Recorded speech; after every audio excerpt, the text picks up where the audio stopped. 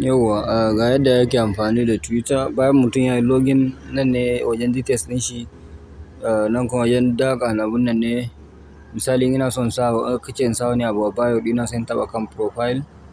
In taɓa kan profile sai in taɓa wajen edit profile ɗinnan to kun ga bio ɗin nan wajen rubutun nan duk abun da na so zan canza nan. A nan kuma zan iya canza sunana, nan location, whatever, date of birth and so on. Nan profile background ne ake ce mishi kome. Nan kuma profile da sauransu. In ina so zan yi tweet, nan wajen audio ne, nan kuma wajen in ina so zan yi tweet da hoto sai in taɓa haka sai in shiga gallery nan in ɗauki hoton da zan yi sai in yi rubutun da zan yi shi. Na yi rubutu, in ina so in yi tagging na mutum a rubutun sai in danna haka. Danna wannan @, ɗin nan zai bayyana.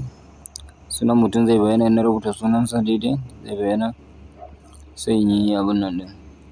In kuma ina son sa hashtag shine sai in danna wannan hash ɗin nan sai in yi. Kin ga duka hashtag da suke trending su ne suka bayyana nan. To ni kuma ina son sa wani hashtag sai in sa BTC. Wannan Bitcoin ya bayyana, in taɓa shi haka. Ina taɓa wajen tweet ɗin nan hoton zai yi posting. Okay. So,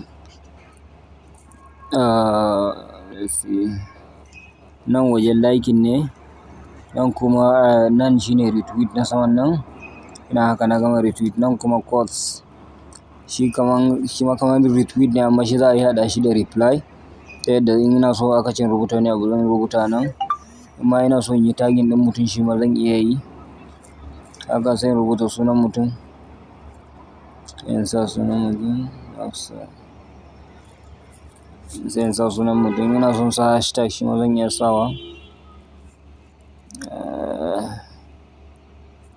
Yes. So what next? Nan kuma wajen reply ne. A reply ɗin ma ina son yi tagging ɗin mutum kawai na danna @, ɗin nan sai in sa sunan mutumin da nake so.